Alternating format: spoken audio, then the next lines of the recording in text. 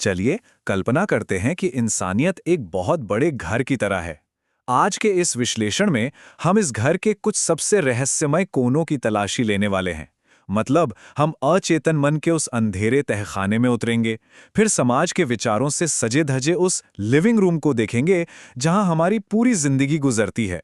और हाँ, दीवार पर टंगी उस घड़ी पर भी नजर डालेंगे जो बिना रुके बस टिक टिक कर रही है। ये चर्चा पूरी तरह से हमारे मन और हमारे समय को वापस अपने कंट्रोल में लेने के बारे में है।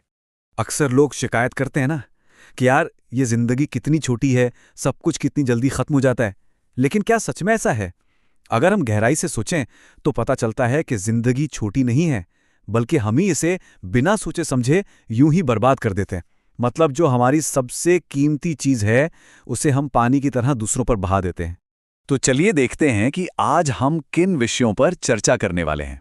छिपा हुआ मन, सोचना बनाम पढ़ना, बचपने से आजादी, समय का भ्रम और आखिर में अपने जीवन को वापस पाना। शुरुआत करते हैं हमारे पहले पड़ाव से, छिपा हुआ मन, यानी उस तहखाने को खोलना। अब हम देखेंगे कि कैसे हमारे विचार हमेशा 100% हमारे अपने नहीं होते। मशहूर मनोवैज्ञानिक कार्ल युंग ने इसके लिए एक बहुत ही दिलचस्प शब्द गढ़ा था, सामूहिक अचेतन या कलेक्टिव अनकॉन्शियस। ये हमारे दिमाग की वो सबसे गहरी परत है जिसे हमने खुद अपने अनुभवों से नहीं बनाया है, बल्कि ये हमें सीधे अपने पूर्वजों से विरासत में मिली है। इसमें कुछ बहुत ही पुराने सांचे होते हैं जिन्हें आर्किटाइप्स कहा जाता है। जरा सोचिए, ये पूरी दुनिया के इंसानों के लिए एक जैसा साझा दिमागी सिस्टम है ना कमाल की बात? अब यहाँ इन दो चीजों के बीच का अंतर समझना बेहद जरूरी है। एक तरफ है हमारा पर्सनल अनकॉन्शियस, जिसमें हमारी अपनी निजी भूली बिसरी यादें और उलझनें शामिल होती हैं।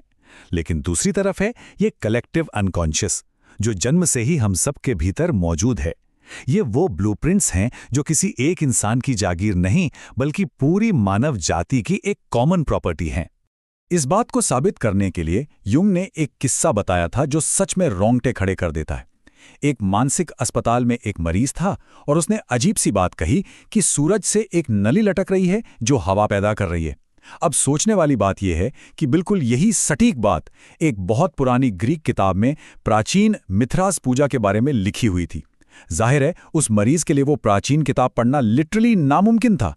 तो ये इस बात का एकदम पक्का सबूत था कि कुछ पुरानी छवियां जन्म से ही हमारे दिमाग के गहरे सांचों में पहले से फीड होती हैं। आगे बढ़ते हैं अपने दूसरे हिस्से की तरफ, सोचना बनाम पढ़ना। समाज के विचारों के इस लिविंग रूम में आपका स्वागत है। हम बचपन से सुनते आ रहे हैं कि खूब पढ़ना चाहिए, लेकिन क्या बहुत ज्यादा पढ़ना सच में हमेशा अच्छा होता है? आर्थर शोपेनहावर इस बात से बिल्कुल इत्तेफाक नहीं रखते थे। उनका मानना था कि सिर्फ किताबें पढ़ते रहना असल में किसी और के दिमाग से सोचना है। इसके बिल्कुल उलट, असली सोचना तब होता है जब हम खुद सीधे दुनिया की किताब को पढ़ते हैं और अपने खुद के एकदम फ्रेश और आज़ाद विचारों को जन्म देते हैं। शोपेनहावर ने इस पर बहुत ही बेबाकी से एक कड़वा सच कहा था। उन्होंने कहा कि लगातार दूसरों के विचारों को पढ़ते रहना किसी अजनबी के छोड़े हुए पुराने कपड़ों या बचे हुए झूठे खाने की तरह है। सच में जब हम हर वक्त बस पढ़ते ही रहते हैं तो हमारा दिमाग उस स्प्रिंग की तरह हो जाता है जिस पर हमेशा कोई भारी वजन रखा हो, और धीरे धीरे वो स्प्रिंग अपनी लचक पूरी तरह खो देता है। मौलिक सोच के लिए ना दिमाग को थोड़ी खाली जगह देनी ही पड़ती है। चलिए अब बात करते हैं तीसरे हिस्से की, बचपने से आज़ादी। इन जंजीरों को कैसे तोड़ा जाए? तो सवाल यह है कि इस बौद्धिक सुस्ती और दूसरों की सोच के जाल से बाहर कैसे आएं? यहीं पे महान दार्शनिक इमैनुअल कांट हमारी मदद के लिए आते हैं। कांट के हिसाब से एनलाइटनमेंट यानी समझ के जागने का सीधा सा मतलब है अपनी ही बनाई हुई इमैच्योरिटी या बचपने से बाहर निकलना। अक्सर लोग आलस और डर की वजह से अपनी खुद की समझ का इस्तेमाल करने से कतराते हैं। उन्हें लगता है कि बस कोई किताब उनके सोचने का काम कर दे या कोई डॉक्टर उन्हें बता दे कि क्या करना है, ताकि उन्हें खुद मेहनत ना करनी पड़े। लेकिन एनलाइटनमेंट का असली नारा ही यही है, अपनी समझ का खुद इस्तेमाल करने की हिम्मत रखिए। अब इस आज़ादी का इस्तेमाल करना कैसे है? इसके लिए कांट ने प्राइवेट और पब्लिक रीजन के बीच एक बहुत ही अहम फर्क समझाया। देखिए, किसी भी इंसान को अपनी नौकरी या ड्यूटी में समाज के नियम मानने पड़ते हैं। वहां वो ज्यादा बहस नहीं कर सकता। लेकिन एक पब्लिक इंसान के रूप में एक समझदार व्यक्ति को ये पूरी आज़ादी होनी चाहिए कि वो अपने स्वतंत्र विचार बिना किसी डर के पूरी दुनिया के सामने रख सके। बौद्धिक जागरण का असली रास्ता यहीं से होकर गुजरता है। इसी के साथ हम आते हैं चौथे हिस्से पर, समय का भ्रम, और वो लगातार टिक टिक करती हुई घड़ी। स्वतंत्र सोच के इन हथियारों से लैस होकर अब हम दार्शनिक सिनेका के विचारों की ओर बढ़ते हैं। सिनेका ने कुछ ऐसी छोटी छोटी और फालतू चीजों की लिस्ट दी है जिनमें इंसान बस अपनी जिंदगी बर्बाद करता रहता है, जैसे अंधी दौलत के पीछे भागना, दूसरों से तारीफ और वैलिडेशन पाने की लालसा करना, या फिर बेतुके कामों में बिजी रहना, मतलब घंटों तक सिर्फ अपने हेयर कट को लेकर परेशान रहना। और सबसे बड़ी गलती पता है क्या है? अपनी असली जिंदगी को बुढ़ापे के लिए टालते रहना। अब यहाँ क्रूशियल पॉइंट ये है कि इंसान का व्यवहार कितनी बड़ी विडंबना है। अगर कोई हमारी जमीन या हमारा एक पैसा भी छीनने की कोशिश करे तो हम मरने मारने पर उतारू हो जाते हैं, लेकिन जब बात समय बर्बाद करने की आती है, जो कि सच में हमारी सबसे कीमती संपत्ति है, तो हम उसे मुफ्त में दूसरों पर लुटा देते हैं। मतलब हम पैसों को लेकर इतने कंजूस हैं, पर अपनी जिंदगी के गिने चुने दिनों को लेकर इतने लापरवाह। कोई सेंस है इस बात की? ये जो नंबर है ना 50, ये एक बहुत ही खतरनाक मानसिकता को दिखाता है। बहुत से लोग यही सोचते हैं कि भाई जब हम 50 या 60 साल के होंगे, रिटायर हो जाएंगे, तब जाकर असली जिंदगी जीना शुरू करेंगे। वो ऐसे बिहेव करते हैं जैसे उनके पास लंबी उम्र की कोई फुल प्रूफ गारंटी हो और मौत उन्हें बीच में छुएगी भी नहीं। अपनी जिंदगी का सबसे बेहतरीन हिस्सा यूं ही गवा देना और जो बचा खुचा समय है उसे जीने की उम्मीद करना, सच कहूं तो ये एक बहुत बड़ी बेवकूफ़ी है। चलिए अब जरा दुनिया के दो तरह के लोगों पर नजर डालते हैं।